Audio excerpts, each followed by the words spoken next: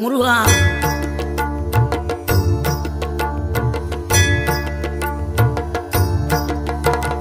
ஆறுபடை வீடும் அருள் வழங்கும் முருகா, அருகே நீ ஓடோடிவா.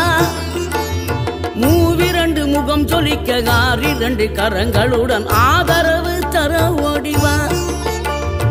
ஆறுபடை வீடும் அருள் வழங்கும் முருகா, அருகே நீ ஓடோடிவா. மூவிரண்டு முகம் சொலிக்க ஆறிரண்டு கரங்களுடன் ஆதரவு தர ஓடிவா. ஈசன் மகனே என்னை காக்க இங்க உனையன்றி வேறாரையா.